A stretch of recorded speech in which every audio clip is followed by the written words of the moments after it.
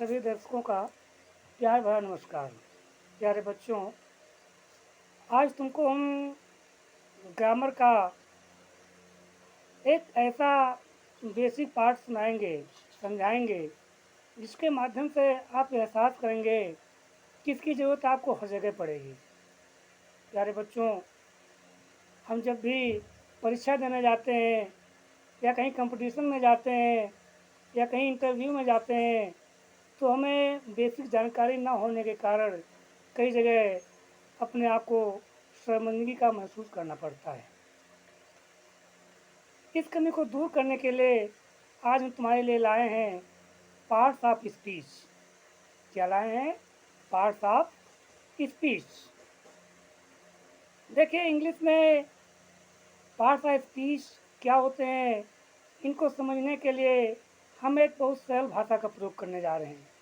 हम आप अपने शरीर को देखते हैं, जिस तरह से हमारा शरीर कई अंगों से निर्मित है, कई अंग हैं, कई खंड हैं इसके, और सब मिल कर के एक शरीर का निर्माण करते हैं।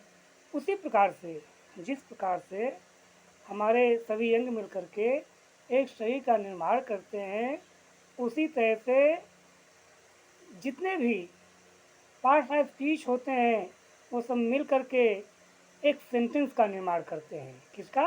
सेंटेंस का। यानी कोई भी वाक्य अगर हम बोलते हैं, हिंदी में हो या इंग्लिश में हो, तो उनके जितने भी शब्द होंगे, उनका कोई न कोई नाम अवश्य होगा। और वही नाम जो होते हैं, नाम का मतलब नहीं समझना कि अर्थ, उनका अलग से नाम होता है। तो वही नाम क्या होता है? पार्ट्स ऑफ स्पीच होता है। और पार्ट ऑफ स्पीच जो तुम्हारे इंग्लिश में होते हैं, वो होते हैं 8 प्रकार के। कितने टाइप्स होते हैं? 8 प्रकार के टाइप्स होते हैं। सबसे पहले जो आता है, वो आता है नाउन। क्या आता है? नाउन। दूसरा पार्ट ऑफ स्पीच होता है एडजेक्टिव, विशेषण। तीसरा इसी क्रम में आता है प्रोनाउन, जिसको हिंदी में सर्वनाम कहते हैं। थर्ड नंबर है वर्ब, क्रिया। और अगला नंबर आता है एडवर्ब, क्रिया विशेषण। नेक्स्ट नंबर आता है प्रीपोजिशन, जिसका हम हिंदी में संबोधन करते हैं संबंध बोधक अव्यय। अगला आता है कंजंक्शन, ये समुच्चय बोधक अव्यय होते हैं। और फिर अंतिम आता है इंटरजेक्शन। क्या आता है? इंटरजेक्शन, विस्मय बोधक अव्यय। कुछ विद्वान इन्हीं 8 प्रकार के जो पार्ट ऑफ स्पीच बताए गए, इनको इसमें रखते हैं। लेकिन कुछ लोग एक और इसका भाग बढ़ाते हैं, जो आर्टिकल्स हैं। तो अगर हम आर्टिकल्स को मिला दें, तो हमारे कुल पार्ट ऑफ स्पीच 9 हो जाते हैं। अगर इनको हटा दें, तो जो मुख्य होते हैं पार्ट ऑफ स्पीच, वो होते हैं 8 टाइप्स। क्या होते हैं? 8 टाइप्स। आज हम सबसे पहले चर्चा करेंगे नाउन के विषय में। यदि हमें वाक्य में ये नहीं पता कि जो हमारे वाक्य आए हैं, शब्द आए हैं, इनमें कितने नाउन्स आए हैं, कौन से नाउन्स हैं, तो हम वाक्य की रचना कैसे करेंगे? इंग्लिश में कैसे बोल पाएंगे? कैसे समझ पाएंगे? तो सबसे पहले पार्ट ऑफ स्पीच का जो पार्ट है, that is the noun. Noun क्या होता है? A noun is a word that denotes anything concrete. Noun वो शब्द होता है जो किसी वस्तु की ओर इशारा करता है। That denotes anything concrete, like a person, thing, place और substance, a man, a table, an elephant, water, etc. or anything abstract like an event, state, activity, time, process and so on. कहने मतलब ये हुआ कि किसी प्राणी, स्थान, वस्तु, गुण, दशा अथवा कार्य के नाम को हम नाउन कहते हैं। अब हमको जानना है कि नाउन के काइंड्स कितने होते हैं। तो बच्चों, जो इंग्लिश में नाउन्स होते हैं, इनके 5 काइंड्स हैं। There are 5 kinds of noun. Noun के 5 प्रकार होते हैं। संज्ञा 5 प्रकार से विभाजित की जाती है।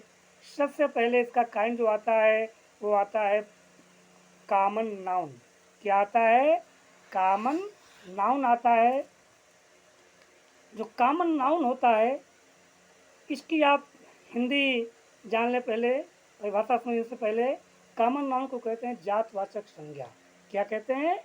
जातवाचक संज्ञा। ये जो कॉमन नाउन होता है, किसी एक विशेष व्यक्ति, वस्तु, स्थान का बोध कराता है। ठीक है, क्या कराता है? ये किसी एक विशेष स्थान, व्यक्ति, वस्तु का बोध कराता है। ऐसा बोध कराता है जिससे पूरी जात आ जाए। क्या आ जाए? पूरी जात उसमें आ जाए। कॉमन नाउन में जो भी नाउन्स होंगे कॉमन नाउन, वो पूरी जात को इशारा करते हैं। जैसे मैंने कह दिया डॉग, जो डॉग होता है, ये डॉग क्या होता है? ये कॉमन नाउन है। कुत्ते, ये कुत्ते सब क्या है? ये पूरी जात आ गई। हमने कह दिया काऊ, काऊ से मतलब पूरी गाय जात उसमें सम्मिलित हो गई। हमने कह दिया बॉय, ये बॉय क्या हुआ? इसमें पूरा उनका समुदाय आ गया, पूरी जात उसमें आ गई। तो ये कॉमन नाउन्स होते हैं। कॉमन नाउन से जैसे हम कॉमन नाउन्स का प्रयोग करते हैं तो उसमें पूरी जात सम्मिलित हो जाती है। ये ध्यान रखना है कि जब किसी प्रॉपर नाउन, जब किसी कॉमन नाउन को हम क्या करते हैं, लिखते हैं, तो इनके पहले अधिकांशतः किसी आर्टिकल का प्रयोग भी किया जाता है। और क्या आप आर्टिकल जानते हैं? आर्टिकल का चैप्टर लेंथी है, इसको कभी तुम्हें एक्सप्लेन किया जाएगा। फिलहाल जान लीजिए ए एंड द, ये तुम्हारे आर्टिकल्स हैं। तो कॉमन नाउन के पहले प्रायः किसी आर्टिकल का प्रयोग किया जाता है, ये तुमको ध्यान रखना है। ठीक है। और ये जो कॉमन नाउन्स होते हैं, इनका वाक्य में हम प्रयोग प्रायः देखने को पाते हैं कि कहीं न कहीं अवश्य यूज होते हैं। अब इसी क्रम में आता है हमारा सेकेंड नाम, जो उसका काइंड है वो है प्रॉपर नाउन। क्या है? Proper noun. ये जो प्रॉपर नाउन होता है, ये किसी कॉमन नाउन का ही एक नाम होता है। किसी पार्टिकुलर कॉमन नाउन का नेम होता है। जैसे हमने कह दिया मोहन, इसका मतलब ये हुआ कि मोहन जो है किसी बॉय का नाम है। ये बॉय कॉमन नाउन है, और इस कॉमन नाउन का जब पार्टिकुलर नेम रख दिया गया तो वो हो गया जा करके प्रॉपर नाउन। जो प्रॉपर नाउन होते हैं, ये किसी विशेष पार्टिकुलर, जिसको कहते हैं व्यक्ति, स्थान या वस्तु के लिए प्रयोग किए जाते हैं। और हमें याद रखना है कि जो भी प्रॉपर नाउन्स होते हैं, इनका हम हमेशा जब लिखने का प्रारंभ करते हैं तो कैपिटल लेटर बड़ा बनाते हैं। मतलब जो लिखते हैं उसको कैपिटल लेटर से लिखते हैं, पहला अक्षर बड़ा बनाते हैं। याद रखना, जहाँ भी प्रॉपर नाउन आए, वाक्य के बीच में हो, बाद में हो या पहले हो, तुमको कैपिटल लेटर में ही बनाना है प्रॉपर नाउन में। और एक चीज़ और इसमें याद रखना है कि जो प्रॉपर नाउन्स होते हैं, ये सदैव सिंगुलर नंबर में होते हैं, इनके प्लूरल नहीं होते हैं। और उसके साथ सामान्यतः आर्टिकल ए एंड द का भी प्रयोग नहीं किया जाता है। ठीक है। सामान्य स्थिति में इनमें हम ए एंड द का प्रयोग नहीं करते हैं, ये तुमको याद रखना है। तीसरा हमारा कांड आता है कलेक्टिव नाउन। कौन सा आता है? Collective noun. ये जो कलेक्टिव नाउन्स होते हैं, ये किसी समूह की ओर इशारा करते हैं। किसकी तरफ? समूह, किसी समुदाय की तरफ इशारा करते हैं, किसी झुंड की तरफ इशारा करते हैं कलेक्टिव नाउन। जैसे हमने कह दिया क्लास। अब देखिए, क्लास से एक बच्चा से क्लास नहीं बनती है, एक स्टूडेंट से क्लास का निर्माण नहीं होता। A student can not form a class. Class के लिए हमें कई स्टूडेंट्स की ज़रूरत पड़ती है। हमने कह दिया आर्मी। जब भी हमने आर्मी का प्रयोग किया तो आर्मी का मतलब हुआ कि आर्मी किसी एक सेना से एक सैनिक से नहीं बनती। आर्मी में कई सैनिक होते हैं। यानी जब झुंड हो, कोई ग्रुप हो, उस नाउन का हम प्रयोग करते हैं तो कलेक्टिव नाउन में जाता है। इस चीज़ को याद रखना है तुम्हें, ठीक है। अब फोर्थ नंबर आता है मटेरियल नाउन। क्या आता है? मटेरियल नाउन, यानी पदार्थवाचक संज्ञा। ये मटेरियल नाउन्स ऐसी धातुएं, ये पदार्थ को इशारा करते हैं जिससे किसी दूसरी वस्तु का निर्माण किया जा सके। जो मटेरियल नाउन्स होते हैं वो किसी ऐसे धातु या पदार्थ को इशारा करते हैं जिससे हम किसी दूसरी वस्तु का निर्माण कर सकते हैं। Material noun denotes the metal or substance of which things are made. अर्थात जो मटेरियल नाउन्स होते हैं ये कोई धातु हो सकते हैं, कोई पदार्थ हो सकते हैं जिनसे हम किसी अन्य वस्तु का निर्माण करते हैं। हमने कह दिया वुड, लकड़ी। जैसे मैंने लकड़ी कहा तो लकड़ी से हम दरवाजे भी बनाते हैं और बहुत से हमारे फर्नीचर्स बनते हैं। तो ये तुम्हारी क्या हुई? ये मटेरियल नाउन में जाती है। इसमें गोल्ड, सिल्वर, टिन, कॉपर, ठीक है, वाटर, जितने भी होते हैं, यानी जितने पदार्थ या मेटल्स जो पृथ्वी में पाए जाते हैं, ये सब हमारे क्या होते हैं? जितने भी नाउन्स पृथ्वी में पाए जाते हैं, नीचे से निकाले जाते हैं, they are all called material noun. ध्यान रखना है कि जो भी पदार्थ, जो भी वस्तुएं पृथ्वी से निकाली जाती हैं वे मटेरियल नाउन्स में चली जाती हैं, ठीक है। अब आता है पांचवा काइंड जो है ऑब्स्ट्रैक्ट नाउन। इसको हिंदी में कहते हैं भाववाचक संज्ञा।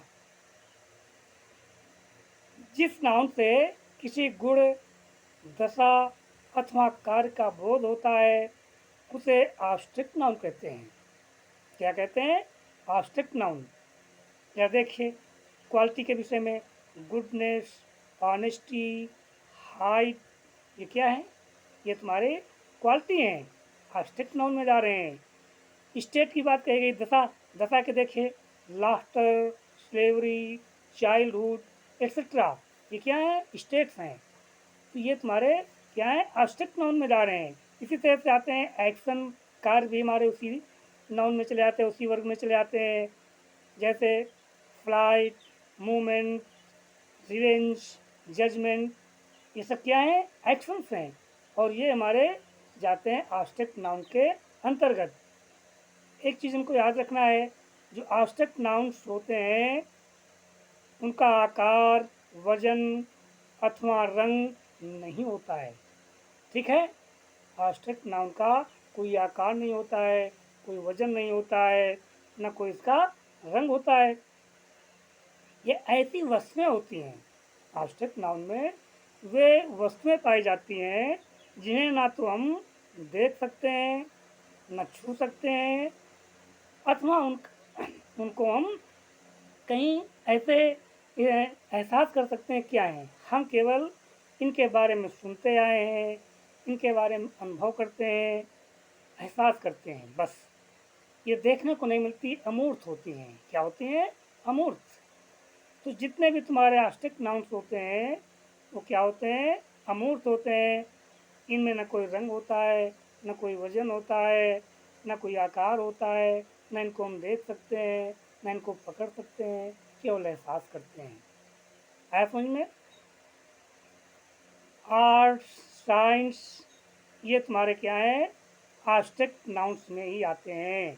फिजिक्स, केमिस्ट्री, म्यूजिक, हिस्ट्री, ये क्या है? ऑब्स्ट्रैक्ट नाउन में आते हैं। जितने आज हमने तुमको नाउन्स बताए हैं 5 काइंड्स, इनको अच्छी तरह से तैयार कर लीजिए। ये तुम्हारे बेसिक जानकारी में बहुत वैल्यूएबल हैं। अगर आप कहीं किसी परीक्षा में अपियर होने जा रहे हैं, आपको बेसिक जानकारी नहीं है, तो how can you get good marks? आप कैसे अच्छे अंक पा सकते हैं? For grand success we have to gain basic knowledge through the good books, good guides. Understand? आप सब लोग इसको अच्छी तरह से तैयार कर लीजिए। अभी आपको और बेसिक जानकारियाँ मिलेंगी इस चैनल के माध्यम से। आप सबसे अनुरोध है कि इस चैनल को सब्सक्राइब कर लीजिए। इससे आपको बहुत सी अच्छी अच्छी जानकारियाँ मिलती रहेंगी। ये चैनल आपकी सेवा में तत्पर रहेगा। ठीक है? Thanks for watching my friends.